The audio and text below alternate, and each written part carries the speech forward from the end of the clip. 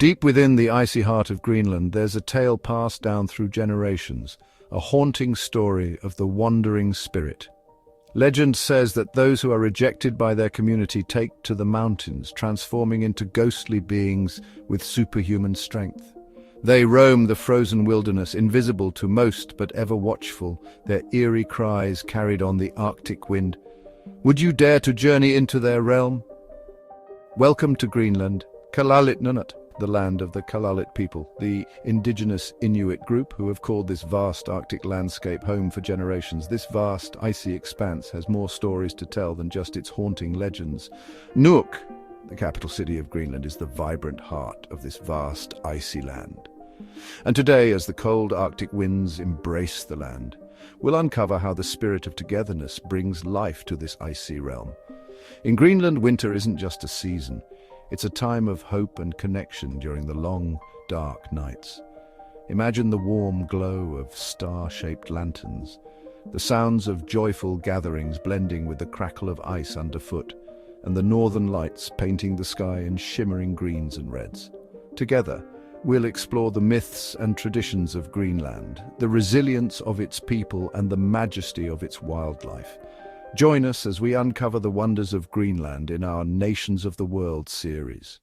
Nestled in the North Atlantic and Arctic Oceans, Greenland spans an impressive 836,300 square miles, or 2,166,086 square kilometers, about 3 times the size of Texas. Greenland is the largest island in the world. Despite its massive size, it has one of the smallest populations, with just over 56,000 people, most of whom live along the ice-free coastal regions. The island is dominated by the Greenland ice sheet, covering about 80% of its surface, an expanse so vast it's second only to Antarctica in size. Beneath the ice lie mysteries of ancient landscapes, and the ice sheet itself plays a critical role in regulating the Earth's climate. Recent studies even suggest that hidden beneath this icy expanse are subglacial lakes and possible evidence of ancient forests, offering a glimpse into Greenland's prehistoric past. As an autonomous territory of the Kingdom of Denmark, Greenland occupies a strategic position between North America and Europe. Its closest neighbors include Canada to the west and Iceland to the east. With its Arctic location, Greenland experiences long, dark winters and endless daylight during the summer months, earning it the nickname, the Land of the Midnight Sun.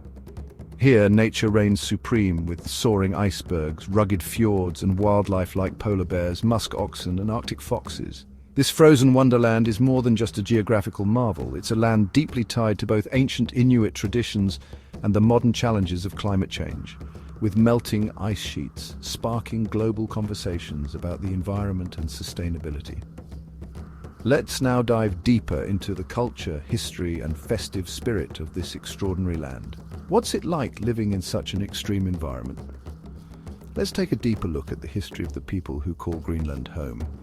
As we transition from exploring Greenland's geography, let's journey into a natural phenomenon that shapes life near the poles, the polar night. Within the Arctic and Antarctic circles, this extraordinary event occurs when the sun vanishes below the horizon for weeks or even months. Experienced in Greenland, Norway, Russia, Canada, the United States, and Antarctica during their winter seasons. We released a YouTube short as a teaser for this mesmerizing topic, a glimpse into how the polar night shapes life in these regions. Now let's uncover the full story and its impact across the globe. The polar night exists because of Earth's 23.5-degree axial tilt. During winter, the poles angle away from the sun, leaving areas within these circles in extended darkness. The duration varies by latitude. The farther you go, the longer it lasts. In Greenland's far north, the sun can remain below the horizon for months, casting the land into an otherworldly twilight. This endless night shapes life in Greenland. For the Inuit, it's a time of resilience and cultural expression, filled with storytelling and traditions. One haunting tale is that of the Kivitoks, spirits of those lost in the wilderness, caught between life and death. Under the polar night's shadows, these stories stir the imagination, blending folklore with the stark beauty of the Arctic. As we transition from the polar night and Greenland's breathtaking geography, let's step into the realm of legend and history. Long ago, when the world was still being shaped, the Inuit tell a story of how Greenland came to be. It is said that a giant, strong and mighty, lived in the far reaches of the Arctic. One day, as the giant wandered through the frozen expanse, it stumbled and fell with such force that the earth beneath it cracked and lifted. From this great upheaval, Greenland was born, a land of ice, snow, and rugged mountains rising from the sea. Greenland's story doesn't end with myths. For centuries, it has been a place of resilience and adaptation, from the earliest Inuit settlers to the Norse explorers and beyond. Let's now journey into Greenland's remarkable history and discover how this icy land became a bridge between ancient traditions and modern life. Our story begins around 2500 BCE, when the first people arrived in Greenland from the land now known as Canada. These early settlers, the Sakak culture, were skilled hunters and gatherers, adapting to the harsh Arctic environment. They were followed by the Dorset culture, which existed in Greenland from about 800 BCE to 1 CE, and later by the Thule culture, who arrived around 900 CE and became the ancestors of the modern Inuit people of Greenland. The Thule people were remarkable for their advancements in hunting using tools made from bone, stone and ivory, and hunting sea mammals like seals and whales. Their adaptability allowed them to thrive in Greenland's cold, isolated environment. In the year 982 CE, a new chapter began in Greenland's history when the Norse explorer Erik the Red arrived. Exiled from Iceland for his involvement in a murder, Erik the Red sailed westward and discovered Greenland. Impressed by the fertile lands along its coasts, he named it Grönland, meaning Greenland, hoping the name would attract settlers. His plan worked. In 986 CE, Erik established two major settlements, the eastern settlement near modern-day Qaqortoq and the western settlement on the western coast. These settlements flourished for nearly 500 years, reaching a population of around 5,000 people at their peak. The Norse also made remarkable voyages across the North Atlantic, with Erik's son, Leif Erikson, leading expeditions to what is now known as North America, specifically to Vinland, thought to be in modern-day Newfoundland, Canada. This period marked the height of Norse exploration in the New World.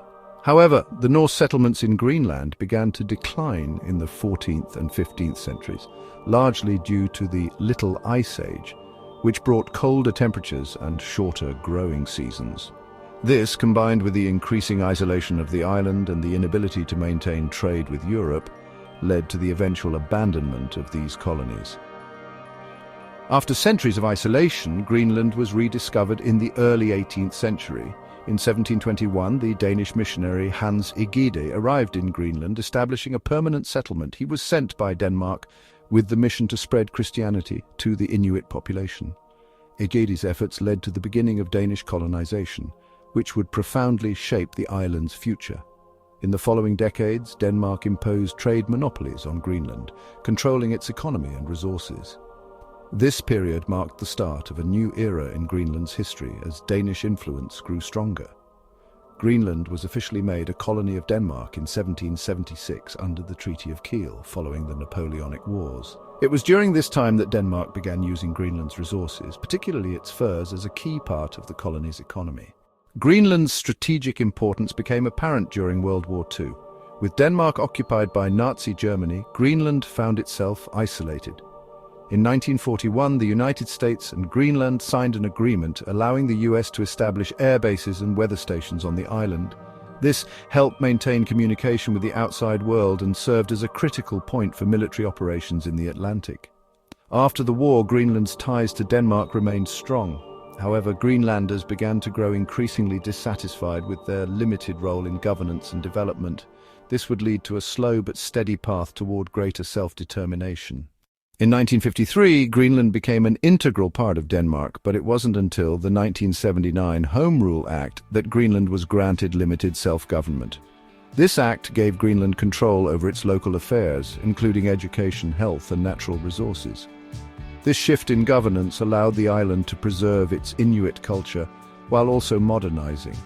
In 2009, Greenland took a significant step toward autonomy with the Self-Government Act, which granted the island even greater control over its affairs, including the right to manage its natural resources. This milestone was championed by Kupik Kleist, Greenland's prime minister at the time, who played a key role in advancing the nation's self-rule and advocating for its sustainable development. And despite this, Greenland still receives substantial subsidies from Denmark, as its economy remains dependent on fishing, mining, and tourism.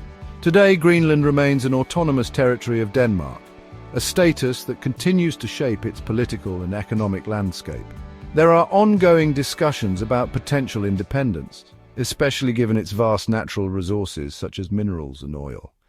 What national symbols represent the island's pride and heritage? Let's explore. Let's take a closer look at the emblematic symbols that define this vast island nation. First, let's talk about Greenland's flag. The flag is a powerful symbol of the nation's identity. Known as Erfalazorput, which translates to our country in Greenlandic, it was adopted in 1985.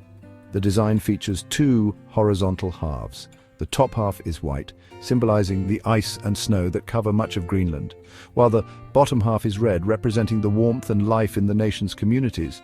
In the center of the flag, there's a red and white circle, a symbolic representation of the sun as it rises over the icy terrain. This circle is a nod to the sun's importance in Greenland's daily life, especially in a region where the polar night can last for months. The flag was designed by Greenlandic artist Tua Christe Ansen, who wanted to create a flag that reflected both the natural landscape and the culture of the people. The flag's striking simplicity yet deep meaning represents the balance between Greenland's harsh, frozen environment and the vibrant, resilient communities that thrive despite it. Now, let's move on to the national anthem of Greenland, called Nu Na Put Utokkasu Anungaravit, or You Our Land of Old. Written by the poet Hans Al Jensen and composed by Jonathan Peterson, this anthem reflects the profound bond that the people of Greenland have with their homeland. It speaks of Greenland's majestic landscapes, its people's enduring spirit, and their collective pride in their heritage. Greenland also has other important national symbols that reflect the deep connection between its people and their land. The national flower of Greenland is the Arctic poppy, scientifically known as Papaver radicatum, a resilient flower that can survive even the most extreme conditions. It's a symbol of perseverance, much like the Greenlandic people themselves. In addition to the Arctic poppy, the Greenlandic dog stands as a symbol of the country's strong connection to its Arctic heritage. These dogs are integral to Greenland's history, traditionally used for pulling sleds and aiding hunters in their daily lives. They're known for their strength, endurance, and ability to withstand Greenland's harsh climate. These national symbols, Greenland's flag, anthem, flower, and the Greenlandic dog, serve as daily reminders of the nation's unique identity, its connection to nature, and the resilience of its people. With a history so rich and varied, what languages do the people of Greenland speak today? Let's find out. Language lies at the heart of Greenland's identity. The majority of the population speaks Kalaallisut, the Greenlandic language, which is an Inuit tongue deeply woven into the fabric of everyday life.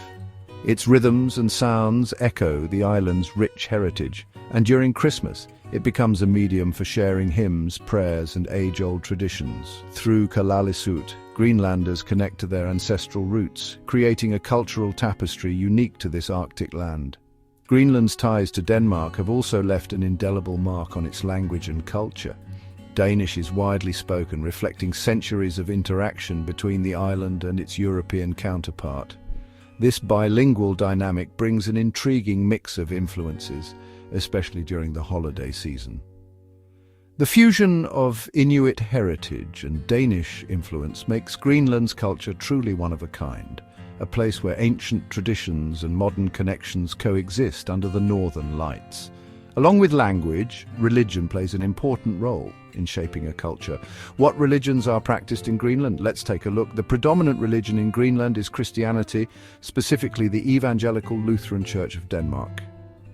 The church was introduced by Danish missionaries during the 18th century, and it remains the dominant faith on the island. Most Greenlanders identify as Christians, though there are smaller communities of people practicing traditional Inuit spiritual beliefs and other faiths. Inuit spirituality traditionally revolved around animism, with a strong connection to the natural world. Spirits were believed to inhabit animals, rocks, and even the weather, and many traditional stories and rituals reflect this deep bond with nature. As the northern lights paint the sky during the Christmas season, Greenland's folklore comes alive. Inuit stories tell of these shimmering lights as the spirits of ancestors or as magical displays meant to guide travelers. The mystical glow of the aurora borealis is a reminder of the deep connection Greenlanders have with the natural world. But the magic of Christmas in Greenland is also influenced by the Christian story of Jesus' birth. Santa Claus, whose workshop is often imagined as located near the North Pole, is tied to this region, and his presence in folklore is just one example of how Greenland's Christmas season blends the sacred and the mythical. Inuit beliefs, Christian faith, and Arctic legends all weave together during this season, creating a tapestry of stories that add to the spirit of the holidays. These stories remind the people of Greenland that Christmas is a celebration of both the divine and the mystical. As we conclude our journey through Greenland's Christmas traditions, one thing becomes clear. No matter where you are in the world, the spirit of Christmas brings joy, warmth, and connection. Even in the coldest, darkest times, Greenlanders find ways to come together, celebrate, and embrace the beauty of the season. Greenland's Christmas is shaped by its Lutheran faith, Inuit traditions, and Danish influences. From candlelit hymns in Kalaallisut to festive family feasts, the season blends Arctic beauty with a spirit of unity and love.